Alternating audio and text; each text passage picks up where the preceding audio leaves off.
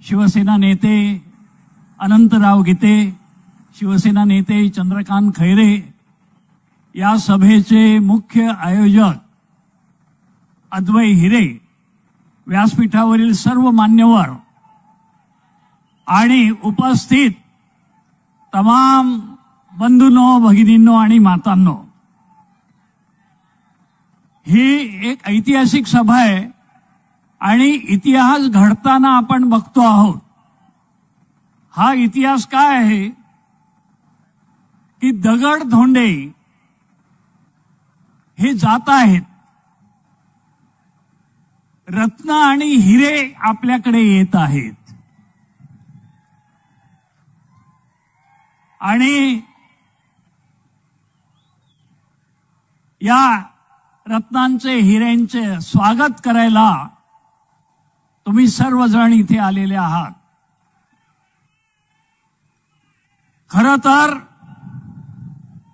गद्दारी जरी शिवसेनेच्या 40 आमदारांनी केली असली तरी ह्याचे करते करविते दुसरा तिसरा कोणी नसून भाजप आहे हे आता सर्वांना माहीत झालेलं आहे.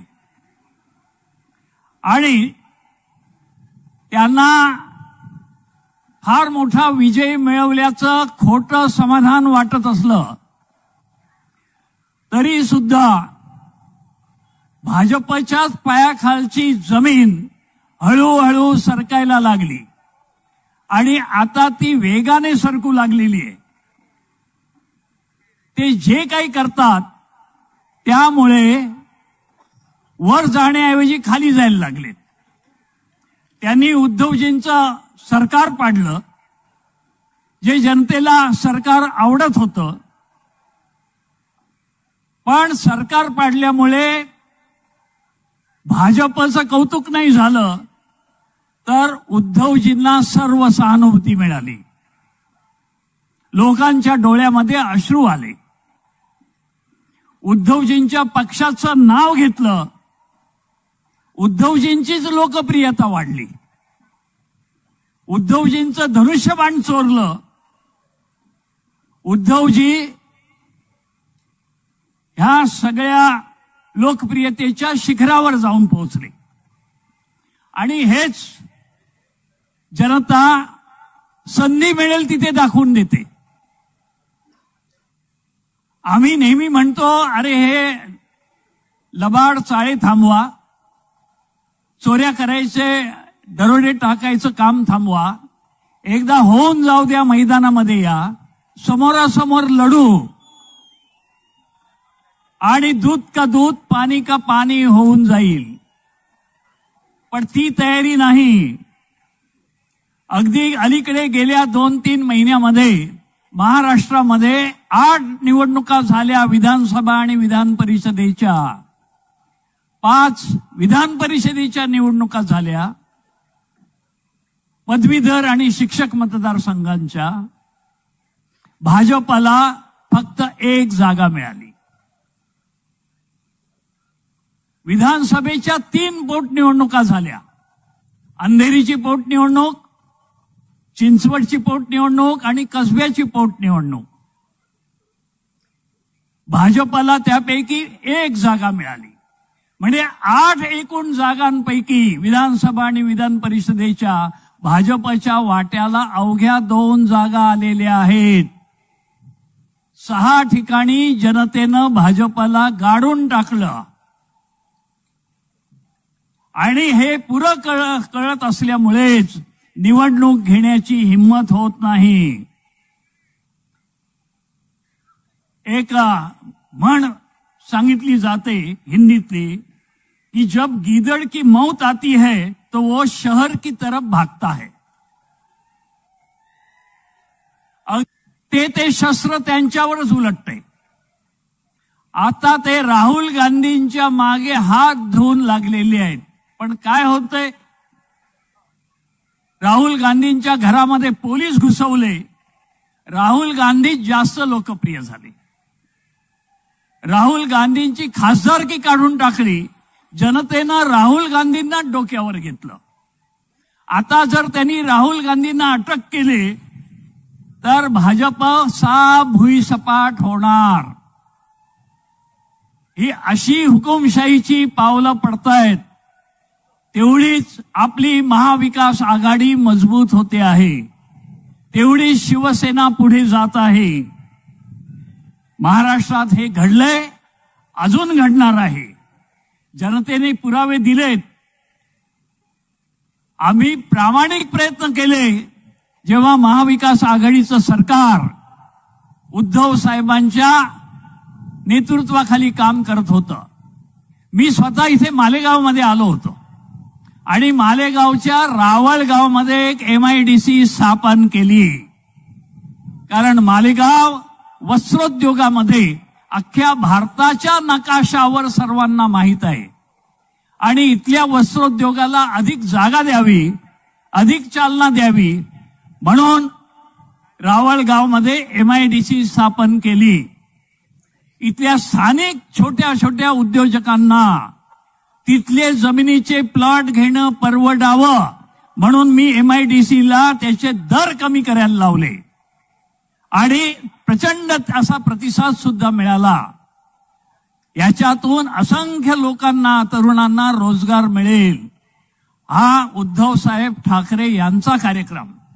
अगदी करोनाच्या काळात सुद्धा आम्ही थांबलो नाही. अनेक गुंतवणुकीचे प्रस्ताव महाराष्ट्रात आणले आणि महाराष्ट्राचा विकास व्हावा. 4 लाख कोटी रुपयांचे गुंतवणुकीचे नवे प्रस्ताव उद्धव बाळासाहेब ठाकरे हे मुख्यमंत्री असताना घडवण्यात आले. पण ह्यांनी काय केलं, आल्याबरोबर ही ताटाखालची मांजरं जेव्हा खुर्चीत बसली, यांनी महाराष्ट्रात गुंतवणूक आणि उद्योग आणण्याऐवजी असलेले उद्योग बाहेर पाठवायला सुरुवात केली. खाली मान घालून बसले दिल्लीचे लोक जेव्हा हे उद्योग पळवत होते. वेदांताचा उद्योग गुजरातला गेला, फॉक्सकॉनचा उद्योग एक गुजरातला गेला, दुसरा आता कर्नाटकमध्ये जातोय. वस्त्रोद्योग आयुक्तांचं कार्यालय जे मुंबईत होतं ते आता दिल्लीमध्ये सुरू करतायत.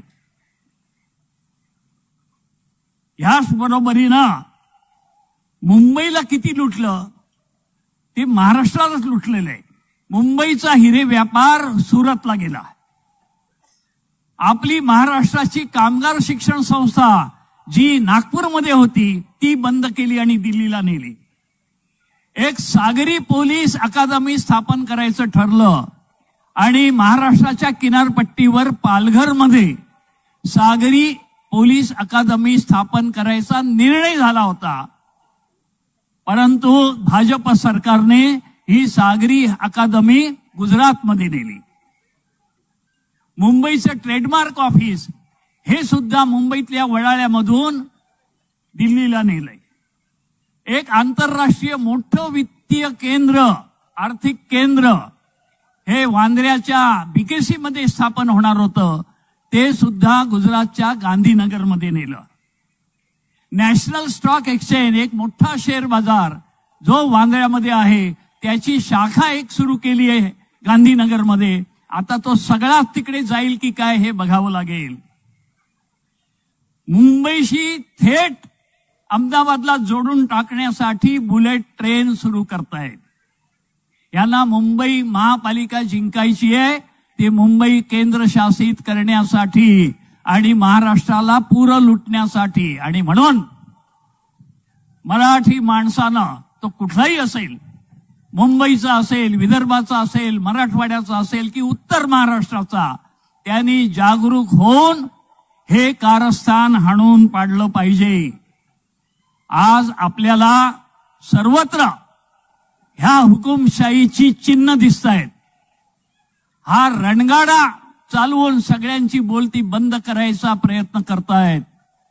परंतु स्वाभिमानी हिंदुस्थानी माणूस, स्वाभिमानी कार्यकर्ता हा कधीही आपलं तोंड बंद ठेवणार नाही. ह्याचं ज्वलंत उदाहरण खासदार संजय राऊत यांच्या समोर आपल्याकडे आहे. आम्ही कधी वाकणार नाही, झुकणार नाही, थकणार नाही, तर तुम्हाला मुंहतोड जबाब दिल्याखेरीज राहणार नाही ही विराट सभा हाच इशारा देते, समझने वाले को इशारा काफी है. पण ज्यांनी सोंग घेतले, ढोंग करतायत, त्यांना मात्र ते जाग होण्याची आपल्याला वाट करायची नाही, तर पूर्ण भुईसपाट करून गाडून टाकावं लागेल. ते सज्ज होण्यासाठी आज उद्धव बाळासाहेब ठाकरे यांच्या या सभेला आपण सर्व आलेले आहोत. तुम्हाला लाख लाख धन्यवाद देऊन मी माझे 4 शब्द पूर्ण करतो. जय हिंद, जय महाराष्ट्र. आणि यानंतर मी आमंत्रित करतोय या मालेगावचे खऱ्या अर्थाने उद्याचे भाग्यविधाते जे ठरणार आहेत, शिवसेनेचे उपनेते आदरणीय अद्वै हिरे.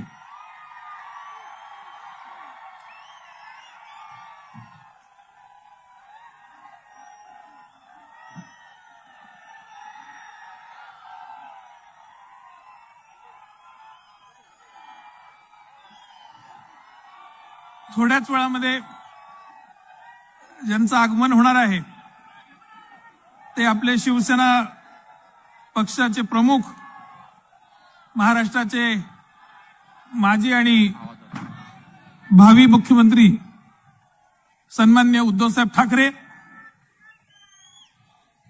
आपले नेते सन्मान्य संजयजी राऊत साहेब, सन्मान्य सुभाषजी देसाई साहेब, सन्मान्य अरविंदजी सावंत साहेब, सन्मान्य चंद्रकांतजी खैरे साहेब, सन्मान्य आनंदजी गीते साहेब, सन्मान्य विनायकजी राऊत साहेब, मंचावर उपस्थित सर्व मान्यवर आणि माझ्यासमोर उपस्थित असलेले शिवसैनिक बंधूंनो,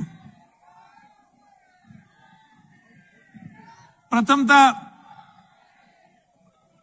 मालेगाव शहरामध्ये मी शिवसेनेमध्ये आल्याच्या नंतर उद्धव साहेबांचं आगमन होत आहे आणि त्यामुळे मालेगावच्या शिवसेनेच्या आणि तमाम जनतेच्या वतीनं सन्मान्य पक्षप्रमुखांचं मी मालेगाव शहरामध्ये हार्दिक स्वागत करतो. खूप लोकांच्या मनामध्ये प्रश्न होता की मी शिवसेनेमध्ये का आलो. तर मुळात समजून घ्या की ठाकरे घराण्याची आणि माझ्या घराण्याची सातत्यानं एकच भूमिका राहिली आहे की आम्ही महाराष्ट्राच्या बाजूने राहिलो. ज्या वेळेला संयुक्त महाराष्ट्र घडत होता त्यावेळेला ह्या महाराष्ट्रातले अनेक नेते आम्हाला महाराष्ट्रापेक्षा नेहरू मोठे आहेत असं म्हणत होते. त्यावेळेला स्वतःच्या मुख्यमंत्री पदाला लाथ मारून मुंबई महाराष्ट्रात आणली असेल तर ती कर्मवीर भाऊसाहेब यांनी आणली. ज्यांच्या प्रेरणेने ही शिवसेना स्थापन झाली ते सन्मान्य प्रबोधनकार ठाकरे साहेब आणि कर्मवीर भाऊसाहेब हिरे यांचं प्रचंड मोठं योगदान या संयुक्त महाराष्ट्राच्या जडणघडणीमध्ये आहे, मुंबई महाराष्ट्रात ठेवण्यामध्ये आहे. आणि आज ज्या मुंबईसाठी माझ्या परिवारानं मुख्यमंत्री पदाचं बलिदान दिलं ती मुंबई तोडण्याच्यासाठी, ज्या महाराष्ट्राच्या साठी माझ्या परिवारानं रक्त खर्च केलं त्या महाराष्ट्राचे तुकडे करण्याच्यासाठी शिवसेना संपवण्याची भूमिका घेतली गेली. आणि शिवसेनेला कोंडीत पकडल्याच्या नंतर शिवसेनेचं नुकसान करण्याचा प्रयत्न होत असताना जर आज सन्मान्य उद्धव साहेबांच्या बरोबर मी आलो नसतो तर कदाचित स्वर्गातनं कर्मवीर भाऊसाहेब हिरेंच्या आत्म्यानं सुद्धा मला माफी केली नसती. आणि म्हणून कर्मवीर भाऊसाहेब हिरेंचा वारसदार म्हणून या शिवसेनेला तितक्याच ताकदीनं उत्तर महाराष्ट्रामध्ये पुन्हा उभं करण्यासाठी,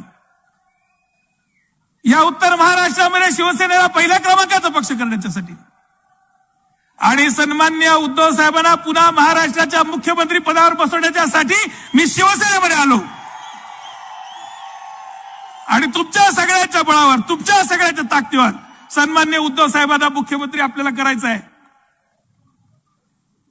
निवडणूक लढण्यासाठी, सत्तेमध्ये सहभागी होण्यासाठी, सत्तेचा मस्ती उपभोगण्यासाठी मी शिवसेनेबरोबर आलेलो नाही, पण सन्मान्य उद्धव साहेबांना मुख्यमंत्री करण्यासाठी, या ठिकाणी शिवसेना उभी करण्यासाठी, या ठिकाणी शिवसेनेचं संघटन उभं करण्यासाठी मी आलेलो आहे.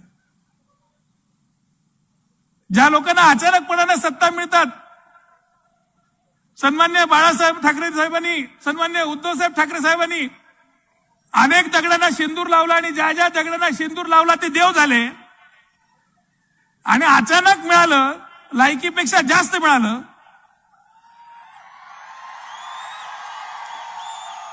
आणि म्हणून त्यांना त्या सत्तेची मस्ती चढली आहे.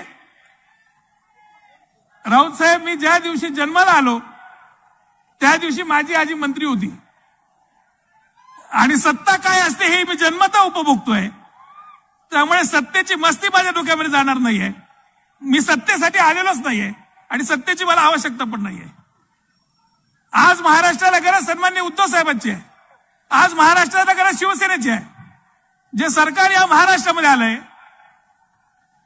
या सरकारच्या कडनं शेतकऱ्याची जी दयनीय अवस्था आज महाराष्ट्रामध्ये होताना आम्हाला पाहायला मिळते, या शेतकऱ्याला जर वाचवायचं असेल तर या शेटजीचं आणि भटजीचं सरकार महाराष्ट्रात ठेवून चालणार नाही. इथं बहुजनाचं सरकार आणावं लागेल आणि सन्मान्य उद्धवसाहेब ठाकरे मुख्यमंत्री झाल्याच्या शिवाय माझ्या महाराष्ट्रातल्या शेतकऱ्याच्या आत्महत्या थांबू शकत नाहीत. आज ज्या वेळेला या मतदारसंघामध्ये चर्चा होतात आणि सातत्यानं 50 वर्ष आम्ही सत्तेत होतो, 50 वर्षाच्या सत्तेमध्ये हिरे घराण्यानं काय काम केलं या संबंधी प्रश्न विचारले जातात. आज जे जे लोक सोशल मीडियावरनं किरकोळ पैशासाठी प्रश्न विचारतात ना, त्या सगळ्यांचा जन्मच झाला नव्हता जेव्हा आम्ही सत्ता उपभोगत होतो. आणि आम्ही काय काम केलं हे आधी जाऊन तुमच्या बापांना तुम्ही विचारलं ना तर निश्चितपणानं तुम्हाला ते कळणार आहे. आज या ठिकाणी बोलत असताना ताई ज्या गिरणा धरणाच्या संबंधी बोलल्या, ज्या मासेमाराच्या संबंधी बोलल्या, त्या मासेमाराचे ठेके तुम्ही ज्यांना विकतात ना, ते गिरणा धरण माझ्या हिरे घराण्यानं बांधलंय. आज ज्या धरणाच्या कालव्यांवरती पाईपलाईन टाकून त्याची मलाई खाण्याचं तुम्ही काम करतात ना, ते बोरी आंबेदरीचं धरण असेल, ते दहीकुट्याचं धरण असेल, ते लुल्ल्याचं धरण असेल, ते झाडीचं धरण असेल, ह्या तालुक्यात जेवढी धरणं झाली तेवढी हिरे घराण्यानं बांधली. या 20 वर्षात तुम्ही कुठलं धरण बांधलं याचं उत्तर जनतेला द्या. सहकार क्षेत्रामध्ये काम करत असताना सर्वसामान्य शेतकऱ्याला न्याय देण्याच्यासाठी कर्मवीर भाऊसाहेब यांनी या महाराष्ट्रामध्ये सहकाराची चळवळ जेव्हा उभी केली, तेव्हा जो गिरणा सहकारी साखर कारखाना तुम्ही विकून खाल्लात ना, तो गिरणा सहकारी साखर कारखाना हिरे घराण्यानं उभा केलाय. निफाड तालुक्यामधला निफाड साखर कारखाना तुम्ही जाऊन पहा. भाऊसाहेब हिरे नगर नाव आहे. निफाड तालुक्यामध्ये सुद्धा भाऊसाहेबांच्या प्रेरणेनं साखर कारखाना उभा राहिला. नाशिक जिल्हा मध्यवर्ती सहकारी बँक, जी बँक अनेक वर्ष या सर्वसामान्य शेतकऱ्याची जीवनदायिनी म्हणून राहिली, ती बँक उभी करण्याचं काम हिरे घराण्यानं केलंय. ज्या कृषी उत्पन्न बाजार समितीमध्ये तुमचे लोक शेतकऱ्याची लूट करतात ना, ती कृषी उत्पन्न बाजार समिती हिरे घराण्यानं बांधली आहे.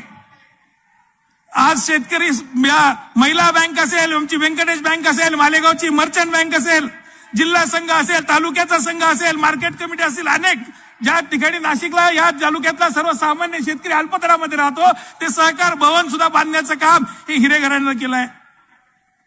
आज ज्या सगंध शहराचं कॉन्क्रिटीकरणाचा विषय चाललेला आहे, हे कॉन्क्रिटीकरण तुम्ही ज्या ज्या रस्त्यावर तुमच्या स्वतःच्या आरएमसी प्लांट मधलं कॉन्क्रीट ओततात ना, तो प्रत्येक रस्ता बांधण्याचं काम हिरे घराण्याने केलेलं आहे. आज मालेगाव शहराच्या बाहेर जाणारा हा बायपास तुम्ही जो पाहतात ना, हा हायवे बांधण्याचं काम हिरे घराण्याने केलेलं आहे. असंख्य काम आहे. आज मालेगाव महानगरपालिका तुम्हाला दिसते. आज जिल्ह्यासाठी जी जी कार्यालय लागतात, मग ते कलेक्टरचं अतिरिक्त कलेक्टरचं ऑफिस असेल, इथं ऍडिशनल एसपीचं पद निर्माण करायचं असेल, मालेगाव प्रादेशिक परिवहन कार्यालय आणायचं असेल, मालेगावमध्ये रुग्णालय आणायचं असेल, असंख्य कामं आहेत. कामं सांगत बसतो तर आजचा दिवस पुरणार नाही. इतक्या प्रचंड मोठ्या प्रमाणामध्ये काम हे हिरे घराण्याने या मतदारसंघामध्ये केलं आहे. आणि आम्ही जे काम केलं त्याची तुम्ही काय अवस्था केली आहे, त्या प्रत्येक गोष्टीचं उत्तर मला आज तुमच्याकडनं हवंय. खऱ्या अर्थानं उद्धव साहेब या ठिकाणी येत आहेत. मालेगावच्या जनतेला उद्धव साहेबांचे आभार मानायला हवेत, कारण इतकं प्रचंड काम हे सन्मान्य उद्धव साहेबांच्या माध्यमातून मालेगाव शहरामध्ये उभं राहिलंय. आज साहेब 100 कोटीचे कॉन्क्रीटचे रस्ते होत आहेत. कुठलाही अकराळ विक्राळ मंत्री स्वतःचे बॅनर छापत असेल, पण हे श्रेय फक्त सन्माननीय उद्धव साहेबांचं आहे. उद्धव साहेबांनी हे 100 कोटीचे रस्ते दिले आहेत. आज 50 कोटीच्या भूमिगत गटारी होत आहेत. याचं श्रेय कोणी घेत असेल, पण त्या भूमिगत गटारी सन्माननीय उद्धव साहेबांच्या माध्यमातून होत आहेत. आज डॉक्टर बाबासाहेब आंबेडकरांच्या स्मारकाला विरोध कोणाचा आहे हे सगळ्यांना ठाऊक आहे. त्या डॉक्टर बाबासाहेब आंबेडकरांच्या स्मारकाला 2 कोटी रुपये निधी दिले असतील तर ते सन्माननीय उद्धव साहेबांनी दिले आहेत. सुभाष देसाई साहेबांनी एमआयडीसीच्या बाबतीत सांगितलं, ती एमआयडीसी सन्मान्य उद्धव साहेबांनी दिली. पण तुम्ही आमचा एक गोष्टच माहित नाही साहेब, एमआयडीसी मध्ये उद्योग येणार नाहीत. त्याचं एकच कारण आहे की कोणी उद्योग टाकायला आला की आम्हाला त्यात भागीदारी मागावी लागते, आणि कोणी पार्टनरशिप देत नाही म्हणून इथं कोणी उद्योग टाकत नाही. ही स्थिती या ठिकाणी झालेली आहे. हे लोक सांगतात साहेब की आम्ही हिंदुत्वासाठी गद्दारी केली. मालेगाव मध्ये हिंदुत्व यांनी केव्हा सोडलं होतं? 2017ला जेव्हा मालेगाव महापालिकेच्या निवडणुका झाल्या, त्या 2017च्या निवडणुकीमध्ये शिवसेनेच्या इथल्या स्थानिक नगरसेवकांची काँग्रेस आणि एमआयएम बरोबर यांनी युती केली, आणि काँग्रेसचा महापौर एमआयएमचा उपमहापौर यांनी बसवला. तेव्हा यांचं हिंदुत्व कुठे गेलं होतं? आज शिवसेना महाविकास आघाडीत आल्यावर तुम्हाला हिंदुत्व जाणवत आहे. मग त्यावेळेला तुम्ही काँग्रेस बरोबर गेलात तेव्हा काय? त्याचं उत्तर जनतेला द्या. माझ्या प्रवेशाच्या वेळी सन्माननीय पक्षप्रमुख उद्धव साहेब म्हणाले होते की यांनी पोह्याची शपथ खाल्ली, आणि पोह्याची शपथ खाल्ल्यानंतर सुद्धा गद्दारी केली. तर साहेब तुम्हाला हे माहित पाहिजे होतं की गद्दारी करणं यांच्या स्वभावातच आहे. आयुष्यभर या माणसांनी सप्ताह खाल्ल्या पण कधी शपथ पाळली नाही.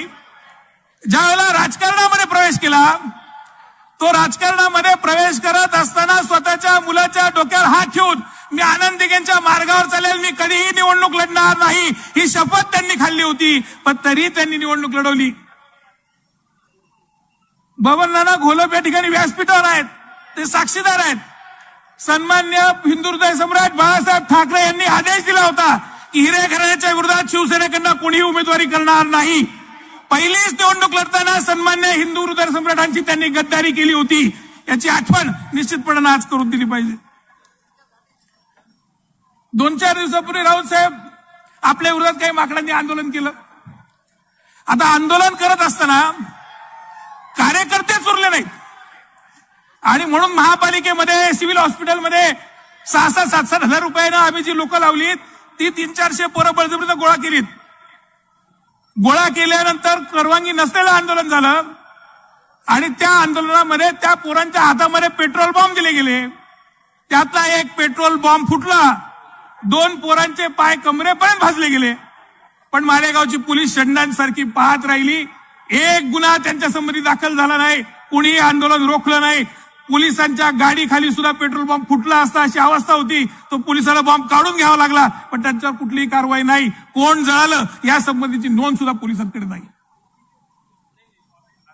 आणि ह्या सगळ्याच्या बाबतीमध्ये भूमिका मी जर स्पष्टपणाने घेतली असती तर ही सगळी पोरं तुरुंगात सुद्धा घातली असती. पण या पोरांचं तरुण वय आहे, यांचं पुढचं आयुष्य वाया जाऊ नये ही भूमिका ठेवून कुठलीही राजकीय सूडबुद्धी न ठेवता त्यांच्या विरोधात गुन्हे दाखल करण्याच्या संबंधीचा दबाव आम्ही पोलिसांवर टाकला नाही. आणि आज त्या पोरांना मला निश्चितपणाने सांगायचंय की हे तुमचा राजकारणासाठी जो वापर करतात ना, तो वापर निश्चितपणाने शिवसेना कधी करत नाही. आणि म्हणून तुम्ही चुकीच्या कामामध्ये जाऊ नका. अशा पद्धतीने कुठलाही अन्याय तुमच्यावर शिवसेना ही करणार नाहीये. आज गिरणा कारखान्याचा विषय निघालाच आहे. गेल्या अनेक दिवसापासून चर्चा आहे, आणि 2017 साली एनसीएलटी कोर्टामध्ये मी याचिका दाखल केलेली आहे. आणि हा 178 कोटी रुपयाचा आकडा हा मी शोधलेला नाहीये. मला ज्या पावत्या उपलब्ध झाल्या आणि जे काही कागदपत्र उपलब्ध झाले ते एनसीएलटी कोर्टाच्या वकिलाला मी दिल्याच्या नंतर त्या वकिलाने जो आकडा काढला तो 178 कोटीचा आहे. पण राऊत साहेब, हा भ्रष्टाचार याहीपेक्षा मोठा आहे. कारण 178 कोटी रुपयाचा भ्रष्टाचार हा गिरणा मोसम sugar and allied industries limited या कंपनीचा झाला. पण गिरणा बचाव समितीच्या नावानं ज्या पावत्या फाडल्या गेल्या मुद्द्यांचा कुठेही हिशोब नाही आणि त्यांचं कुठलंही ऑडिट नाही आणि त्या संबंधीची कुठलीही अधिकृतपणानं माहिती ही जनतेसमोर नाही. त्यामुळे प्रचंड मोठा असा भ्रष्टाचार हा गिरणा मोसम कंपनीच्या माध्यमातून झालेला आहे. आज या माणसाला पैशाचा मोह किती असावा. हा माणूस साहेब राजकारणात येण्याच्या आधी शाखा अभियंता म्हणून इरिगेशन मध्ये नोकरीला होता. त्या ठिकाणी भ्रष्टाचार यांनी केला. यांच्या भ्रष्टाचाराची चौकशी झाली आणि यांच्यावर भ्रष्टाचार सिद्ध झाला. यांना दंड झाला. जवळजवळ 5 वर्ष हा माणूस नोकरीवर न जाता पगार घेत होता आणि दंड झाल्याच्या नंतर तो दंड यांनी भरला नाही म्हणून यांच्या पेन्शन बंद कापण्याची भूमिका सरकारला घ्यावी लागली. सन्मान्य पक्षप्रमुख उद्धवसाहेब ठाकरे यांचं आगमन झालेलं आहे. उद्धवजी ठाकरे साहेबांचं या ठिकाणी आगमन झालेलं आहे. सर्वांनी घोषणा द्यायची. अरे जिंदाबाद जिंदाबाद उद्धवजी ठाकरे जिंदाबाद जिंदाबाद जिंदाबाद. कोण आला रे कोण आला कोण आला रे कोण आला. उद्धवजी ठाकरे अब आगे बढ़ो. उद्धवजी ठाकरे अब आगे बढ़ो. साहेबांचं या ठिकाणी आगमन झालेलं आहे.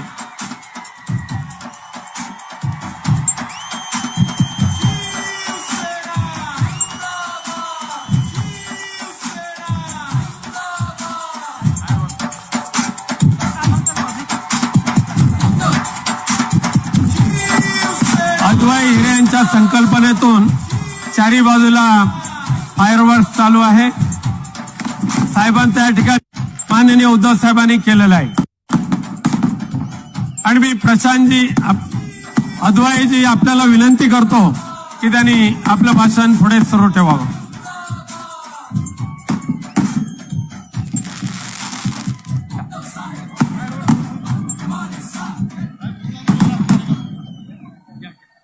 फायरवर थांबून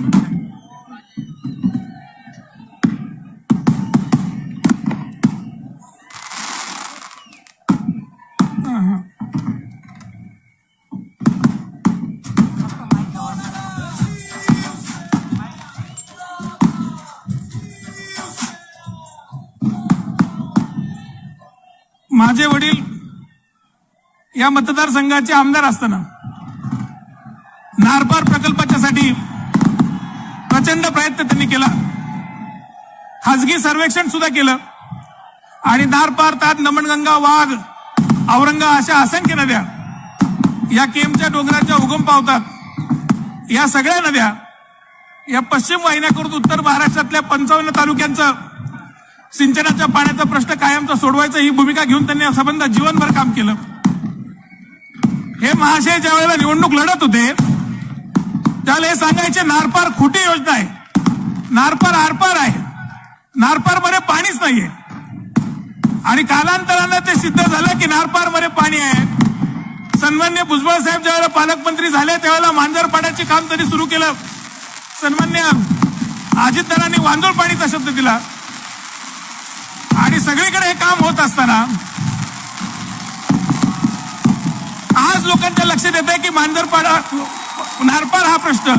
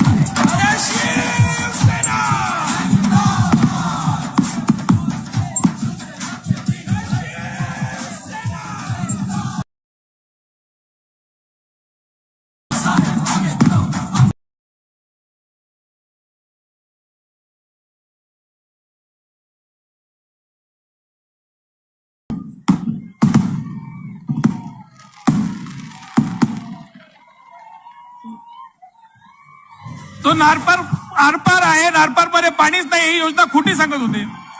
आज ती योजना सिद्ध झाल्याच्या नंतर 20 वर्ष सन्मान्य बाळासाहेबांनी आणि सन्मान्य उद्धव साहेबांनी त्यांना सत्ता दिली, राज्यमंत्रीपद मिळालं, कॅबिनेट मंत्रीपद मिळालं, पण नारपारचं एक थेंब सुद्धा पाणी आणण्याचा प्रयत्न या माणसांनी कधी केला नाही. ते नारपार तुम्ही का केलं नाही याचा जाब मालेगावची जनता विचारते आणि याचं उत्तर त्यांनी दिलं पाहिजे. आज मालेगाव जिल्हा निर्मितीसाठी जे जे करणं शक्य होतं ती सगळी कार्यालय आपण स्थापन केली, हे मी तुम्हाला मगाशीच सांगितलं. 20 वर्ष तुम्ही जनतेला खोटा शब्द देत राहिलात, पण मालेगाव जिल्ह्याची निर्मिती झाली नाही. ही मालेगाव जिल्हा का झाला नाही याचं उत्तर तुम्ही या मालेगावच्या तमाम जनतेला दिलं पाहिजे. अनेक ठिकाणचा जो सगळा भ्रष्टाचार चाललेला आहे, आज टक्केवारीचं साम्राज्य या ठिकाणी आहे आणि कुठल्याही गोष्टीमध्ये जिथं पैसे मिळत नाहीत त्याच्यामध्ये तुम्हाला इंटरेस्ट नाही असं चित्र जे उभं राहिलेलं आहे. आज मालेगाव तालुका टक्केवारी मुक्त कधी होणार आहे? माझ्या तालुक्यातल्या सर्वसामान्य युवकाला ठेकेदार म्हणून काम करण्याचा अधिकार कधी मिळणार आहे? माझ्या सर्वसामान्य व्यापाऱ्याची वर्गण्यांमधनं चालत असलेली लूट ही कधी थांबणार आहे? याचं स्पष्टपणानं त्यांनी उत्तर द्यावं, हे या ठिकाणी मला त्यांना जाहीरपणानं विचारायचं आहे. आज सन्माननीय उद्धव साहेब, ही तमाम जनता जी आहे ही फक्त तुमच्या प्रेमापोटी जमलेली आहे. कुठलाही एक नवा रुपया कोणाला दिला असेल तरी जाहीरपणानं सांगून द्यावा. यांना जेवण दिलेलं नाही, ज्यांना पैसा दिलेला नाही, यांना गाड्या दिलेल्या नाही, हे स्वयंस्फूर्तीनं स्वतःच्या ताकदीनं ही माणसं तुमच्यासाठी घरच्या भाकऱ्या बांधून आलेले आहे. आणि या मालेगावच्या शिवसेनेचा एकच संकल्प आहे की जोपर्यंत उद्धव साहेब तुम्हाला पुन्हा मुख्यमंत्रीपदाच्या खुर्चीवर आम्ही बसवणार नाही तोपर्यंत मालेगावचा एकही शिवसैनिक थांबणार नाही. आम्ही लढत राहू आणि लढत राहू.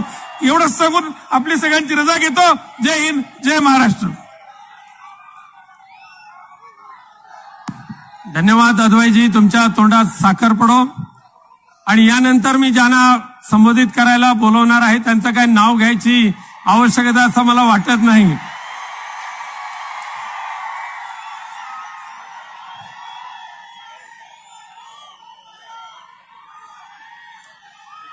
आदरणीय पक्षप्रमुख उद्धवजी ठाकरे, व्यासपीठावरील शिवसेनेचे सर्व मान्यवर आणि या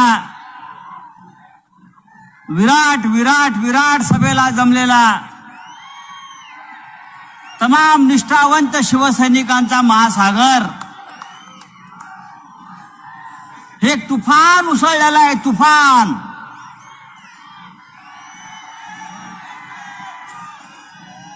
आणि आता या तुफानाला कोणी रोखू शकत नाही.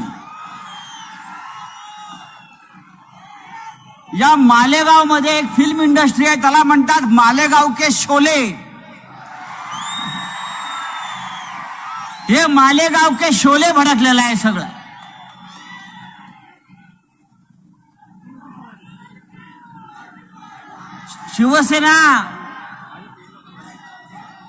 शिवसेना काय आहे हे पाहायचं असेल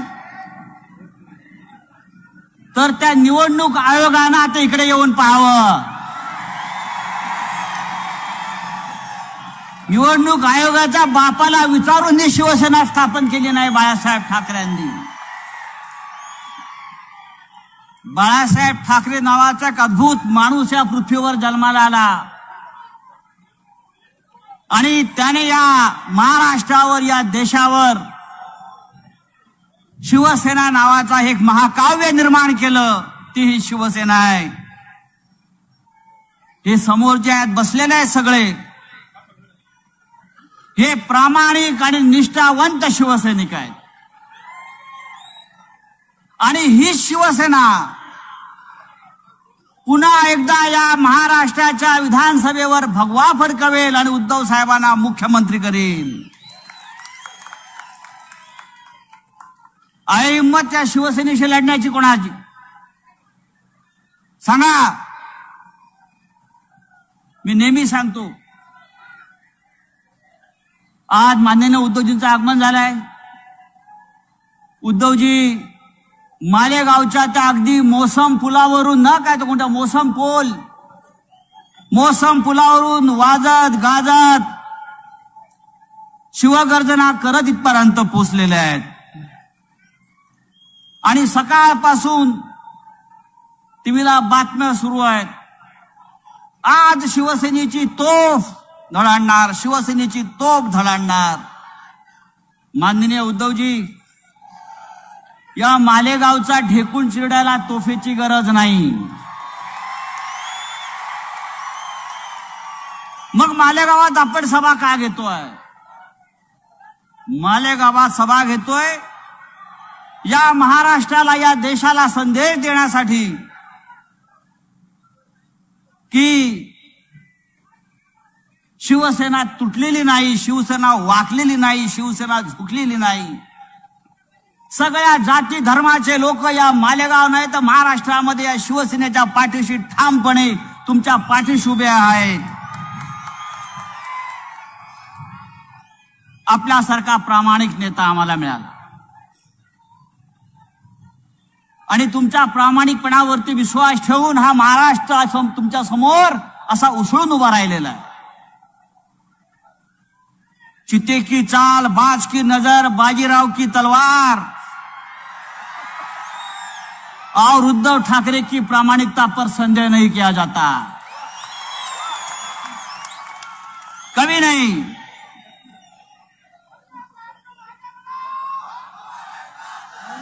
मगाशी काय घोषणा होती? नीम का पत्ता.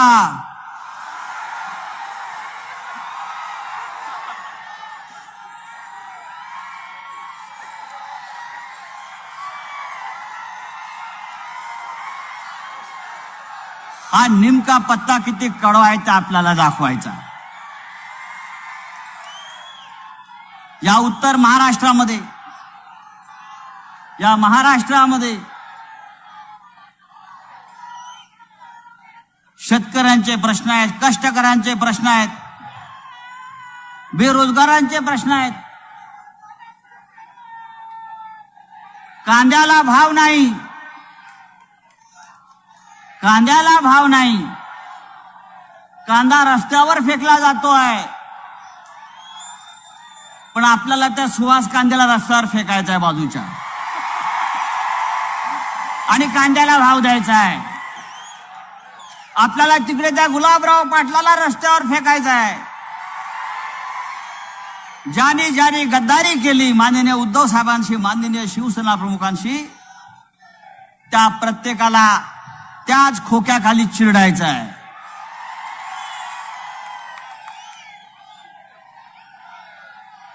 आपण सगळे माननीय उद्धव ठाकरे साहेबांचे भाषण ऐकायला आलेला आहात. उद्धव ठाकरे यांच्या मालेगावच्या आगमनानं, इथे येण्यानं एक जबरदस्त असं चैतन्य या भागात निर्माण झालेलं आहे. अद्वै आबा हिरे, आपण अत्यंत कठीण काळामध्ये शिवसेनेचा हात पकडलेला आहे आणि पुन्हा एकदा ही शिवसेना या मालेगावात नव्हे तर उत्तर महाराष्ट्रात आणि महाराष्ट्रात उभं करण्याचं आव्हान आपण स्वीकारलेलं आहे. आम्हाला अभिमान आहे, ज्या कर्मवीर भाऊसाहेब हिरे यांनी प्रबोधनकार ठाकरे यांच्या खांद्याला खांदा लावून या संयुक्त महाराष्ट्रासाठी, मराठी माणसाच्या स्वाभिमानासाठी एक फार मोठा लढा दिला आणि त्याग केला. त्या भाऊसाहेबांचे वारसदार आज प्रबोधनकारांच्या वारसदाराच्या बाजूला मांडीला मांडी लावून बसलेले आहेत. आणि नक्कीच या महाराष्ट्रामध्ये एक नवीन वारं निर्माण झालेलं आहे. आज मी या निमित्ताने इतकंच सांगतो, शिवसेना कुठेही तुटलेली नाही, हललेली नाही, झुकलेली नाही. इलेक्शन कमिशनने आमचं चिन्ह काढून घेतलं असेल, इलेक्शन कमिशनने भले आमचं नाव काढून घेतलं असेल, पण बाळासाहेब ठाकरे यांनी ही निर्माण केलेली शिवसेना आजही ठामपणे या जमिनीवर उभी आहे. त्याच्या हातात भगवा झेंडा आहे. आपण सगळे उद्धव साहेबांचं भाषण ऐकूया. मी जास्त वेळ घेणार नाही, पण या महाराष्ट्रामध्ये पुन्हा एकदा आपलंच राज्य येईल. या महाराष्ट्रामध्ये पुन्हा एकदा माननीय उद्धव ठाकरेच मुख्यमंत्री होतील आणि या महाराष्ट्राच्या शेतकऱ्याला, कष्टकऱ्याला पुन्हा एकदा सुखाचे दिवस येतील यासाठी आपण सगळ्यांनी कामाला लागूया. जय हिंद, जय महाराष्ट्र.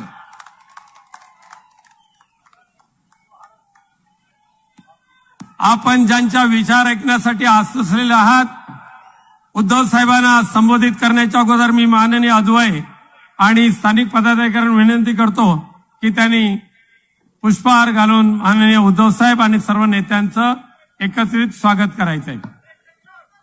चला चला.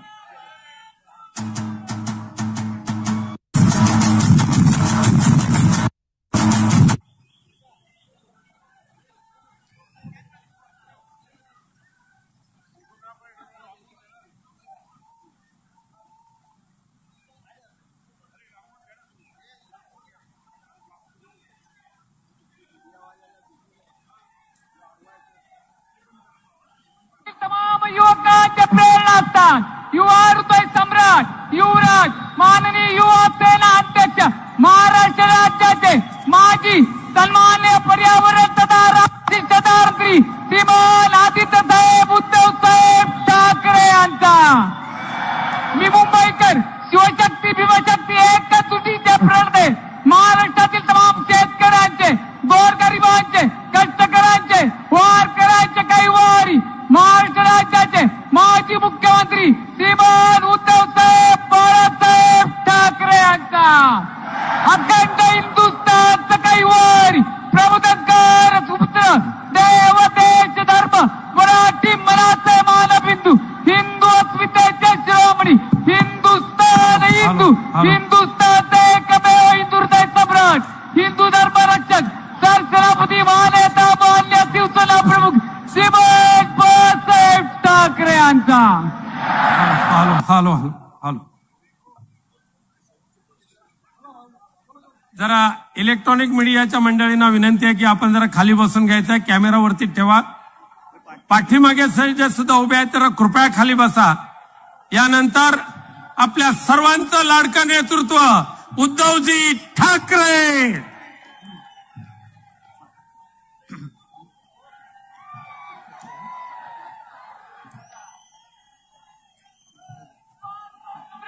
युवराज माननीय युवा सेना अध्यक्ष महाराष्ट्र राज्याचे माजी सन्मान्य पर्यावरण तथा राष्ट्रीय श्रीमान आदित्य साहेब उद्धव साहेब ठाकरे यांचा. मी मुंबईकर शिवशक्ती भीमशक्ती एकच सुटीचे प्रणते महाराष्ट्रातील तमाम शेतकऱ्यांचे, गोरगरिबांचे, कष्टकऱ्यांचे, वारकऱ्यांचे काही वारी महाराष्ट्र राज्याचे माजी मुख्यमंत्री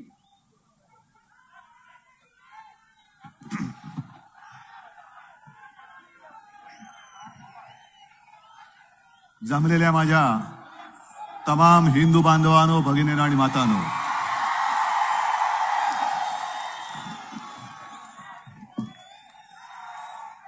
मलाच कळत नाही आजच्या या सभेचं वर्णन काय करायचं. एक 15 दिवसांपूर्वी खेडला सभा होती, अतिविराट, अभूतपूर्व असं ते दर्शन होतं. आजची सभा आणखीन अथांग पसरलेली आहे, अथांग.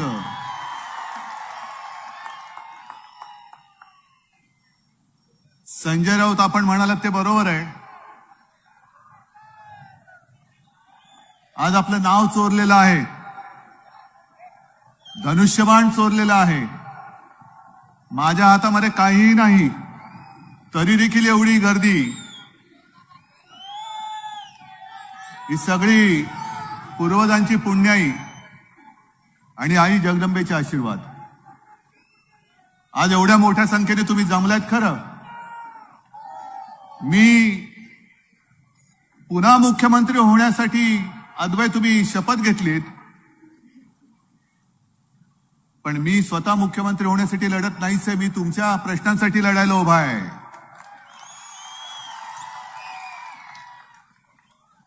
आणि एकच ब्रीदवाक्य, आता जिंकेपर्यंत लढायचं.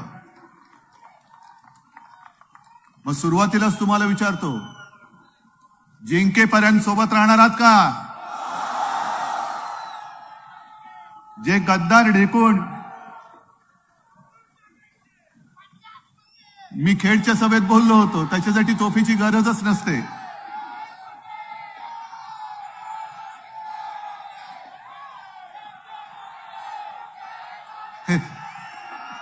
बऱ्याचदा पंचायत होते, एवढे सगळे तुम्ही जागृत असल्यानंतर बोलायचं काय.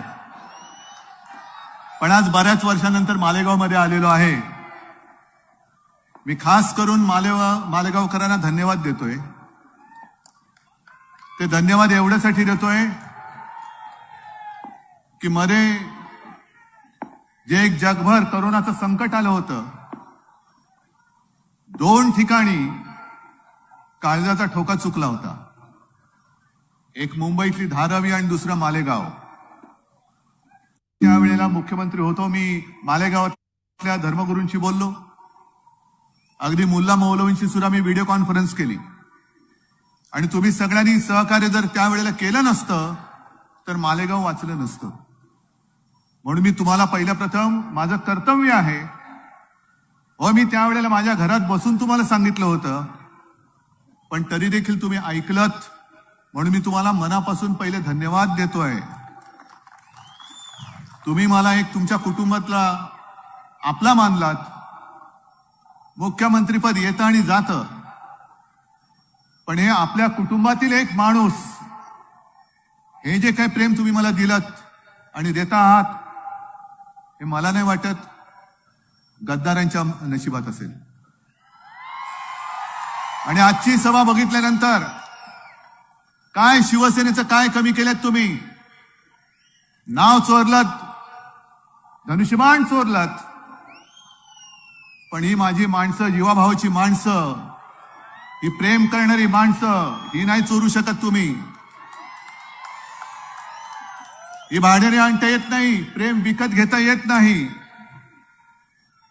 आणि खास करून मला अद्वैला धन्यवाद द्यायचे. अद्वै, साधारणतः जगराहटी अशी असते की सत्तेकडे सगळेजण जात असतात लोहचुंबकाप्रमाणे, पण हा मर्द गडी तिथून इथे आलेला आहे.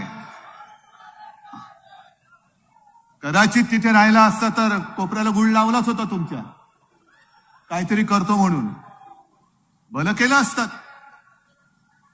पण एकदा विश्वास तुटला की तुटला. आणि विशेष म्हणजे भाऊसाहेब आणि प्रबोधनकारांचा तुम्ही जो उल्लेख केला, बस तो एकमेव धागा जो आपला आहे संयुक्त महाराष्ट्राचा, त्याचीच आज गरज आहे. त्याचीच आज गरज आहे. बोलण्यासाठी खूप विषय आहेत, त्याच्यावरती मी बोलणारच आहे. पण विशेष म्हणजे इथे आल्यानंतर मी 2 शेतकऱ्यांना आवर्जून भेटलो. एक रतन टाटा नव्हे, रतन काका भागवत, आणि दुसरे कृष्णा डोंगरे. आले असले कदाचित तिकडे बसले असतील तर, नाही तर गेले असले घरी. हा जो पट्टा आहे हा कांद्याचा पट्टा आहे. तुमच्यापैकी किती जण इकडे कांदा उत्पादक शेतकरी आलेत? तुम्ही काय म्हणता, कांद्याला भाव मिळाला नाही? मी म्हणतो कांद्याला भाव मिळाला. कांदा खरेदी झाली नाही? मी म्हणतो कांदा खरेदी झाली. आले गेल्या वर्षी एका कांद्याची खरेदी नाही का झाली? किती खोक्याला एक कांदा गेला? मग एक कांदा जर का 50 खोक्याला जात असेल तर तुम्हाला किती खोके नव्हे, तुमच्या कष्टाचा आणि घामाचा पैसा मिळाला पाहिजे.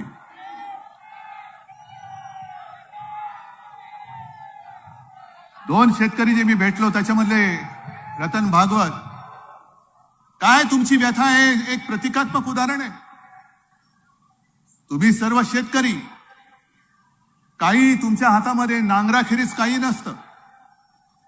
हा असा म्हणजे एका बाजूला त्या कृष्णाने सांगितलं मला की साहेब, आसमानी आणि सुलतानी दोन्ही एकदम आलेले आहेत. मी त्यांना जे प्रश्न विचारले तेच तुम्हाला विचारतोय. ज्या वेळेला 2.5 वर्ष आपलं सरकार होतं, शेतकऱ्यांच्या पाठी आपलं सरकार उभं होतं की नव्हतं मला सांगा तुम्ही. नसेल तर नाही सांगा, आणि असेल तर जोरात हात वर करून सांगा होता म्हणून. खुला कारभार आहे माझा. मला कल्पना आहे जी कर्जमुक्तीची योजना आपण राबवली होती महात्मा फुलेंच्या नावाने, द्राक्ष बागायतदारांना त्याचा फायदा मिळाला नव्हता. मला कल्पना आहे. पण 2 लाखापर्यंत ज्यांच्यावरती पीक कर्ज होतं त्यांना लाभ मिळाला होता की नव्हता हे तुम्ही सांगा. अटीतटी शर्ती काय होत्या जास्त? आपण एक एक गोष्टीकडे येत होतो, पण पहिली मी जी एक मनाची खुणगाठ बांधली होती की सत्ता आल्यानंतर पहिलं प्रथम माझ्या शेतकरी राजाला कर्जमुक्त करायचंच, ते पहिलं पाऊल होतं. दुसरं पाऊल होतं ते जे नियमित कर्ज परतफेड करणाऱ्यांना 50,000 रुपये प्रोत्साहनपर देणार होतो आपण. त्याची गेल्या वर्षीच्या अर्थसंकल्पात घोषणा केली, दुर्दैवाने गद्दारी झाली, सरकार गेलं. आणि टप्प्याटप्प्याने पुढे येत येत जेव्हा आपल्या सरकारला 5 वर्ष होणार होती तेव्हा मी द्राक्ष बागायतदार नव्हे तर त्यांच्या बरोबरीने इतर सुद्धा जो शेतकरी आहे 2 लाखाच्या वरती जो कर्ज घेतो त्याचा सुद्धा विचार करत होतो मी. काय चुकीचं मी करत होतो? शेतकऱ्याला स्वतःच्या पायावरती उभं राहण्यासाठी जे विकेल ते पिकेल, काही पिकवायचं आणि भाव नाही का, मग तुमची एवढी मेहनत वाया गेली, त्याचं करायचं काय? तसं नाही तर शेतकऱ्याला मार्गदर्शन झालं पाहिजे की पुढच्या वर्षी काय तू पिकवलं असतं, तुला पैशाला तुझ्या पिकाला भाव मिळेल ते सांगितलं गेलं पाहिजे. आणि त्याच दर्जाचं पीक हे शेतकऱ्याने पिकवलं पाहिजे की जे पिकलं की विकलं गेलंच पाहिजे. शेतकऱ्याला केवळ हमी भाव नाही तर शेतकऱ्याला हमखास भाव मिळालाच पाहिजे, हा माझा आग्रह होता. आणि ते रतन काका त्यांची बातमी मी वाचली.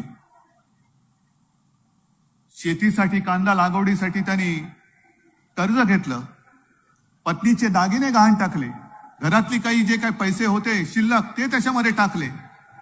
आणि विचार हाच केला होता जसा विचार तुम्ही करता की एक सोन्यासारखं पीक हाती लागेल, कर्ज फेडेन, पत्नीचे दागिने मी परत आणेन आणि नातीचं लग्न करेन. पण कसं काय आणि कसं काय, कांद्याला जो काय कांद्याची विल्हेवाट लागली त्याच्यामध्ये अवकाळी, कर्ज डोक्यावरती चढलं, पत्नीचे दागिने अडकले आणि नातीचं लग्न लांबणीवर पडलेलं. मला उत्तर देण्यासाठी इकडे उत्तर सभा घेणार आहात ना त्या रतन काकासारख्या इथल्या शेतकऱ्यांना जे कर्जाच्या डोंगराखाली तुमच्या आणि तुमच्या नाकर्तेपणामुळे पिचले गेलेत त्यांना पहिलं उत्तर द्या. आणि त्या कृष्णा डोंगरेचं पत्र मी इकडे आणलेलं आहे, ही कॉपी आहे, पण त्यांनी रक्ताने दिलेलं पत्र आहे मुख्यमंत्र्यांना. स्वतःच्या रक्ताने मुख्यमंत्र्यांनी पत्र लिहिले, त्याची कॉपी आहे. पण स्वतःच्या रक्ताने पत्र लिहून सुद्धा मुख्यमंत्र्याला वाचता येत नाही. भाषण बरं वाचतात पण माझ्या शेतकऱ्याच्या रक्ताचं पत्र ते वाचू शकत नाहीत. आणि त्याच्यात त्यांनी ज्या भावना व्यक्त केलेल्या आहेत, मुख्यमंत्री महोदय तुम्ही शेतकऱ्याचे पुत्र आहात, केंद्रातलं भाजपच्या सरकारचं जे काय धोरण आहे ते शेतकरी विरुद्ध आहे, त्याच्या विरुद्ध तुम्ही आवाज उठवा. कोण आवाज उठवणार? बकरी आवाज उठवते? हा, तोंड उघडलं तर काय तोंडातनं बाहेर पडणार? कोणाकडनं कृष्णा तुम्ही अपेक्षा करतायत? ज्यांच्या गळ्यामध्ये दोरी बांधून घंटा बांधलेली आहे त्यांच्याकडनं? मुख्यमंत्री शेतकरी आहेत. मी दिवाळीच्या वेळेला पाहिलं होतं, तुम्ही पण पाहिलं असेल टीव्हीवरती. दिवाळीच्या वेळेला मुख्यमंत्री रमले शेतीत, यांच्या शेतीमध्ये 2-2 हेलिपॅड.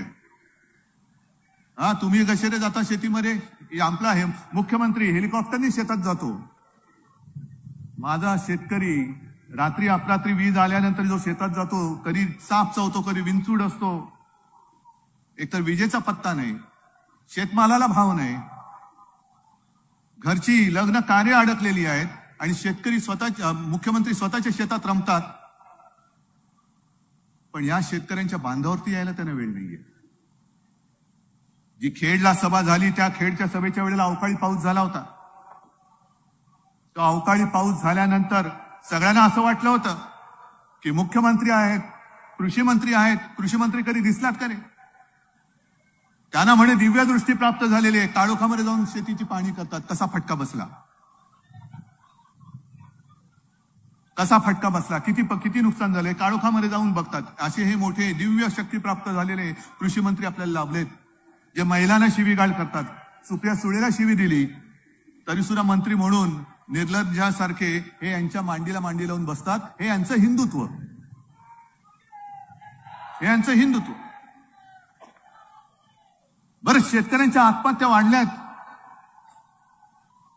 आत्महत्या वाढल्यानंतर शेतकऱ्यांच्याकडे जाऊन त्यांची विचारपूस करायची की शेतकऱ्यांच्या आत्महत्या हे काही नवीन नाहीये, हे होतच असतं असं बोलायचं. अवकाळी पाऊस झालेल्यांचा फटका किती जणांना इकडे बसलाय? बसलाय ना. गारपिटीचा फटका किती पडलाय? द्राक्ष संपूर्ण नासून गेलेली आहेत. जी द्राक्ष निर्यातीसाठी तयार होत होती ती गारपिटीमध्ये खराब झाले, द्राक्ष मणी सुद्धा गेलेले आहेत. तरी सुद्धा आपले केंद्रीय कृषी मंत्री म्हणतायत तोमर म्हणजे नाव आहे तोमर, ते एकत्र घ्यायचं, तोमर नाही तोमर. ते म्हणतात अवकाळीचा फटका काय विशेष काय नाहीये, आम्ही देऊन टाकू काहीतरी. मग द्या ना, कधी देणार? एका मागोमाग एक फटके पडत असताना आजपर्यंत हे सरकार आल्यानंतर शेतकऱ्याच्या माझ्या पदरामध्ये किती मदत म्हणून मिळालेली हेही मला एकदा सांगा. अतिवृष्टी झाल्यानंतर, अवकाळी पाऊस पडल्यानंतर, गारपीट झाल्यानंतर किंवा आणखीन काही झाल्यानंतर ज्या तत्परतेने महाविकास आघाडीचं सरकार पंचनामे करून तुम्हाला मदत देत होतं, तसं आतापर्यंत गेल्या 8 महिन्यात तुम्हाला मदत मिळाली असेल, हात वर करा. जर सरकार चांगलं असेल हात वर करा. मी माझ्या घरी, तुम्ही तुमच्या घरी, सरकार खुश. का जीव तळमळतोय? का मी सभा घेतोय? का मी तुमच्या प्रश्नाला वाचा फोडतोय? सत्ता गेल्याचं दुःख नाहीये, पण सत्ता गेल्यानंतर चांगलं काम करणारं सरकार गद्दारी करून तुम्ही पाडलं आणि निर्लज्जासारखा छत्रपती शिवाजी महाराजांचा भगवा हातात घेऊन गद्दार नाचताय तुम्ही. खंडोजी खोपड्याची अवलाद, गद्दाराच्या हातामध्ये भगवा शोभत नाही. आज इकडे जे दृश्य दिसतंय ते दृश्य बघितल्यानंतर मी त्यांना विचारतोय, तुम्ही काय घेऊन गेलात? एक माझ्यावरती प्रेम करणारे एक माणूस तुम्ही नेऊ शकला नाहीत, एक शिवसैनिक तुम्ही नेऊ शकला नाहीत. पण या उलट तुम्ही तुमच्या कपाळावरती तुमच्याने गद्दार म्हणून शिक्का मारून घेतलाय. तो शिक्का आयुष्यभरात पुसला जाणार नाही. जिथे जिथे जाल तिकडे तुमची ओळख गद्दार म्हणूनच लोक करून घेतील. हा परिसर जो आहे, इकडे लूम्स आहेत, वस्त्रोद्योग आहे. करोना काळामध्ये सुद्धा आणि त्याच्यानंतर तो उद्योग सावरावा म्हणून आपल्या महाविकास आघाडीच्या सरकारने वस्त्रोद्योगाला 20 दरामध्ये सवलत दिली होती की नव्हती? आणि आज परत दर काय झालेले आहेत? बरं, हे ठीक आहे, हे तर इथल्या इथे तुम्ही करताय, पण वस्त्रोद्योग आयुक्तालय सुद्धा हे दिल्लीला घेऊन गेलेले आहेत. मग इथे जे कोण वस्त्रोद्योग करणारे असतील, कामगार असतील, मालक असतील, आणखीन कोण असतील, आपल्या पूर्ण देशामध्ये वस्त्रोद्योग जास्तीत जास्त कुठे आहे? महाराष्ट्र, गुजरात, कर्नाटक, तेलंगणा. आणि या सगळ्या राज्यातल्या लोकांना, उद्योजकांना मुंबई जवळ पडते, पण मुंबईचं वस्त्रहरण करायचं, महाराष्ट्राचं वस्त्रहरण करायचं आणि आपले मिंदे बे करत ते बघत बसतात. हे असे मिंद सरकार कधी यापूर्वी महाराष्ट्रात आलेलं नव्हतं.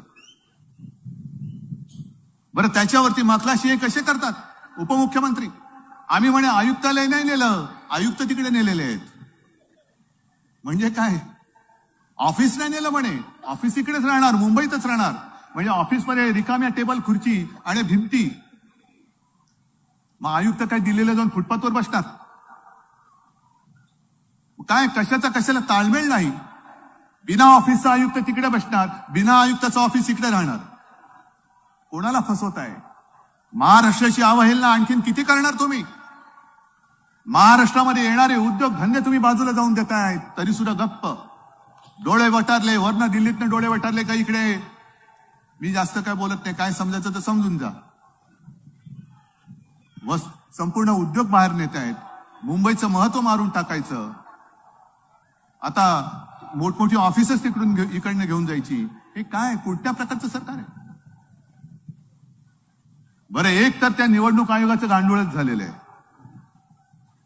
कारण निवडणूक आयोगाच्या डोळ्यात जर मोतीबिंदू झालेले नसतील तर त्यांनी खेडची सभा पाहिलेली आहे आणि आधी मालेगावची सभा बघावी आणि मग शिवसेना कोणाची हे ह्याचा तुम्ही न्याय द्या. एवढ्या अन्याय पद्धतीने निवडणूक आयुक्त वागलेले आहेत. आपल्याला जे जे त्यांनी सांगितलं ते आपण पूर्ण केलं. एक तर सर्व पदाधिकाऱ्यांची प्रतिज्ञापत्र मागितली, ती 100 रुपयाच्या स्टॅम्प पेपर वरती तुमच्यापैकी सुद्धा काही जणांनी भरून दिली असतील. हजारोच्या संख्येने आपण प्रतिज्ञापत्र दिले आहेत ना, हात वरती होत आहे तिकडे. एवढ्या लोकांनी प्रतिज्ञापत्र दिलेली आहेत. लाखोच्या संख्येने आपण सदस्य पत्र तिकडे दिलेले आहेत. तुमच्यापैकी अनेक सदस्य सुद्धा झालेले असतील. गठ्ठेच्या गठ्ठे तिकडे भर पावसामध्ये दिल्लीला आपण घेऊन गेलेलो आहे. ही एवढी लाखोच्या संख्येने आपण सदस्य संख्या तिकडे नोंदवली, प्रतिज्ञापत्र तिकडे नोंदवली. ती काय घरी रद्दी ठेवायला जागा नव्हती म्हणून तर आम्ही निवडणूक आयोगाकडे नाही पाठवली.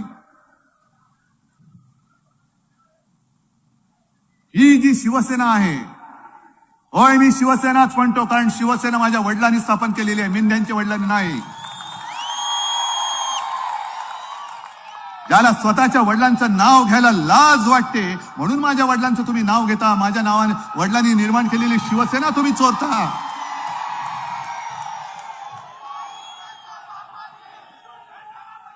पण आज जे एकूण वातावरण देशामध्ये चाललेलं आहे, ते वातावरण बघितल्यानंतर ही लढाई केवळ माझी एकटीची नाहीये. ही लढाई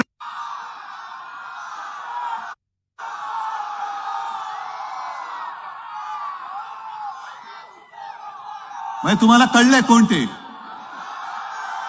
हे प्रदेशाध्यक्ष होते. त्या प्रदेशाध्यक्ष होते तेव्हा काय म्हणाले होते? हे सत्तांतरचे झालं की आम्ही म्हणे हृदयावरती दगड ठेवून हे ओझं घेतलेलं आहे अंगावरती. म्हणजे हे जे मिंदे उरावरती घेतलेत, हे चंद्रकांत पाटील तेव्हा बोललेले आहेत की हृदयावरती दगड ठेवून आम्ही हे स्वीकारलेलं आहे. मग आताचे जे प्रदेशाध्यक्ष आहेत बावनकुळे,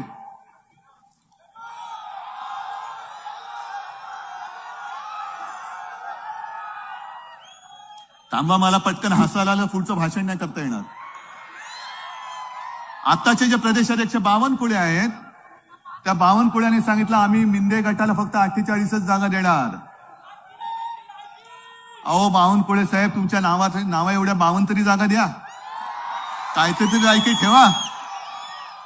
एवढं हे जिवंत माणसांचं प्रेम त्याग करून तुमच्या खोक्यात घुसलेले हे सगळे मिंदे आहेत, त्यांना 48 जागांमध्ये आटपणार तुम्ही. पण आज तुमच्या सगळ्यांच्या साक्षीने मी महाराष्ट्रातल्या भाजपला विचारतोय की तुम्ही म्हणजे भाजपा मिंद्यांच्या नेतृत्वाखाली निवडणुका लढणार आहात का? आज जाहीर करा. होय, आम्ही मिंद्यांना नेता मानून निवडणुका लढणार. भाजपने जाहीर करावं. आणि त्याही पेक्षा मी मोठं आव्हान प्रत्येक सभेत देतो, ते याही आव्हान सभेत देतोय. जर भारतीय जनता पक्षाला असं वाटत असेल की आपण ठाकरेंपासून शिवसेना तोडू शकतो, अरे तुमची 52 काय 152 कुळं खाली उतरले तरी ठाकरेंपासून शिवसेना कोणी तोडू शकत नाही. प्रयत्न करून बघा. आणि मी तर म्हणतो तातडीने निवडणुका घ्या. हिम्मत असेल तर तुम्ही मोदींच्या नावाने मतं मागा आणि मी माझ्या वडिलांच्या नावाने मतं मागतो. बघूया महाराष्ट्र कोणाला कौल देतो.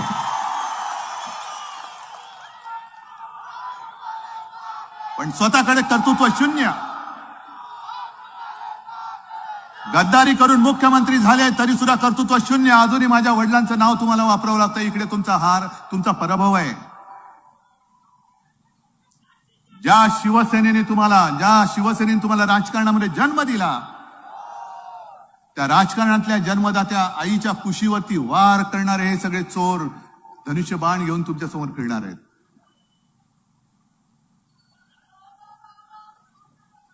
ठीक आहे, लढाई मी समजू शकतो. भ्रष्टाचाराविरुद्ध लढाई कोण करणार? भारतीय जनता पक्ष. पण भारतीय जनता पक्षाने एक लक्षात ठेवावं, कन्याकुमारीपासून काश्मीरपर्यंत जर यादी काढली तर हातभरपेक्षा जास्त मोठी होईल.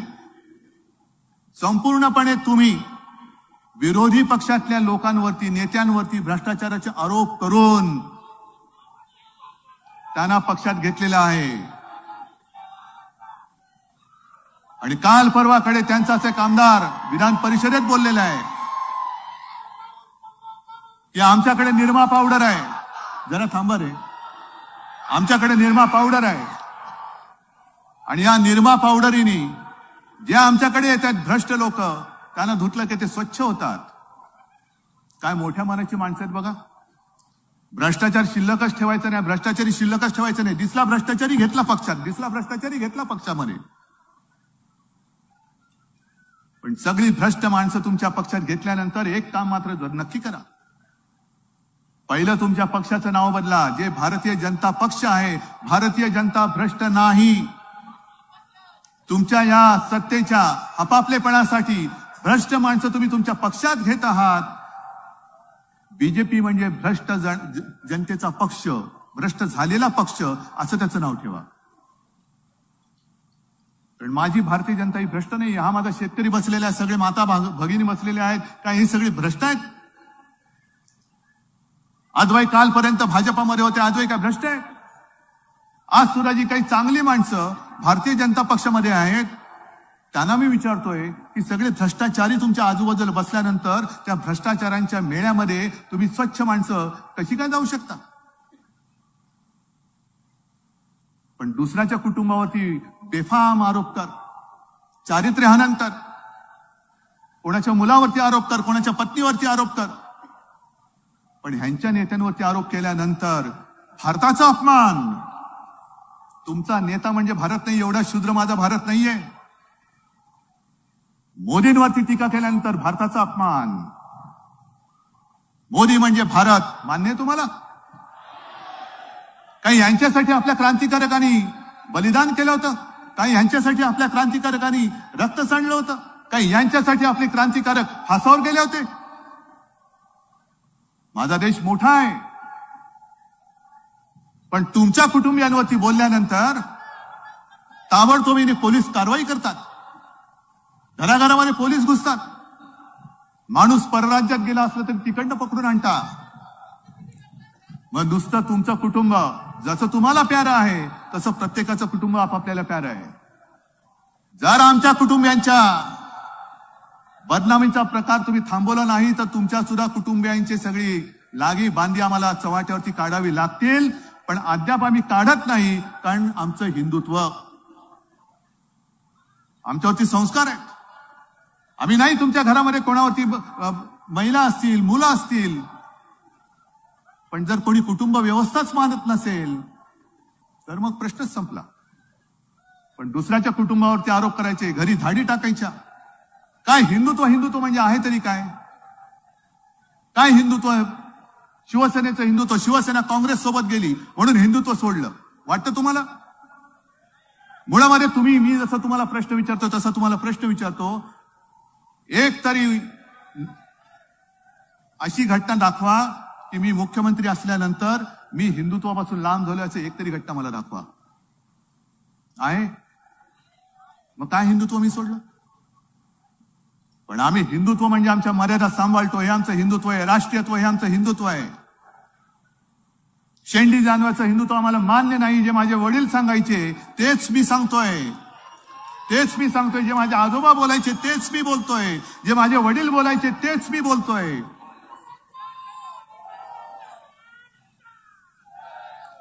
पण कोणाच्याही घरामध्ये पोलीस घुसवताय तुम्ही. अनिल देशमुखना आत टाकलं होतं. अनिल देशमुखांच्या नातीची तुम्ही चौकशी केलीत. 5-6 वर्षाची पोरगी, तिची चौकशी केली. लालू प्रसाद यादव, त्यांची सून गरोदर आहे, ती बेशुद्ध पडेपर्यंत तुम्ही तिची चौकशी केली. एवढं निर्गुण आणि विकृत हिंदुत्व हे हिंदुत्व असू शकत नाही. हिंदुत्व आमचं नाहीये. या आमच्या छत्रपती शिवाजी महाराजांनी शिकवलं की परस्त्री ही माते समान आहे, महिलेचा आदर राखा. पण तुम्ही घरात घुसताय, महिला गर्भवती असली तरी चौकशीला ताट करून ठेवताय. ती बेशुद्ध पडेपर्यंत तिची चौकशी करताय. 6 वर्षाच्या मुलीची चौकशी करताय. हे तुमचं हिंदुत्व? कुठे गेले कुठे तुमचे सगळे? एक काळी तुमच्या व्यासपीठावरती सगळे साधू संत असायचे. ते साधू संतांची शिकवण गेली कुठे? आता सगळे संधी साधू आहेत आणि उघड उघड बोलतायत. आता आम्हाला शांत झोप लागते. हर्षवर्धन पाटील ना ते बोलले होते, ज्यांच्यावरती अगदी आपल्या शिवसैनिकांवरती सुद्धा भ्रष्टाचाराचे आरोप करून त्यांनी तुम्ही तुमच्या पक्षात घेतले, त्यांच्या भ्रष्टाचाराच्या चौकशीचं पुढे काय केलं?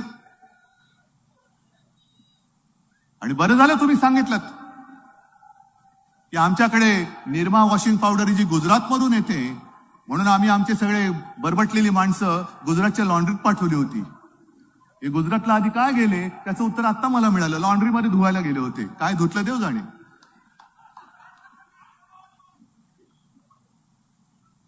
आणि ही नवीन आपण जी काय आता सुरुवात केलेली आहे. काल राहुल गांधींची प्रेस कॉन्फरन्स मी बघितली. तुम्ही बघितली? चांगलं बोलतोय पोरगा. त्यांनी एक जो प्रश्न विचारला की ते 20,000 कोटी रुपये कोणाचे, त्याच्यावरती भाजपकडे उत्तर नाही. आणि मग मला असं वाटलं की तो कोण, तो हिंडनबर्ग मूर्ख हजारो कोटीचे घोटाळे काढतोय, पण आमच्या इथले म्हणजे त्या हजारो कोटीच्या घोटाळ्यांना भाजपा किंमत सुद्धा देत नाही, पंतप्रधान उत्तर पण देत नाही. एवढे फालतू घोटाळे हा माणूस काढतोय, पण आमच्याकडे साध्या साध्या लोकांच्या मागे ईडी, सीबीआय सगळं लावून केवढे मोठे मोठे घोटाळे काढतोय. फक्त राहुल गांधींना मला एक सांगायचंय, तुम्ही कन्याकुमारी पासून काश्मीर पर्यंत गेलात. संजय राऊत तिकडे गेले होते, सोबत दिली होती. आम्ही सुद्धा तुमच्या सोबत राहिलो. पण आज जाहीर राहुल गांधींना मी सांगतोय की ही लढाई जी आहे ती लोकशाहीची लढाई आहे.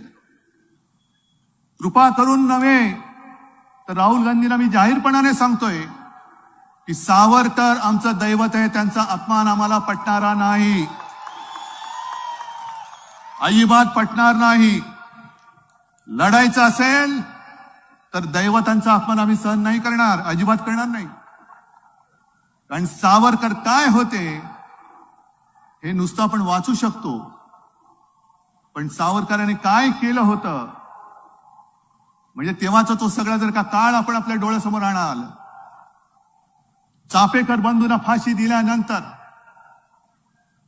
15 वर्षाचं पोर घरातल्या अष्टभुजा देवीसमोर जाऊन शपथ घेतो की देशाच्या स्वातंत्र्यासाठी देशाच्या शत्रूला चाफेकरांसारखा मारत मारत मारत मरेन किंवा शिवछत्रपतींसारखा विजयी होऊन माझ्या मातृभूमीच्या मस्तकी स्वराज्याचा अभिषेक करेन. हे 15व्या वर्षी शपथ घेणारे सावरकर.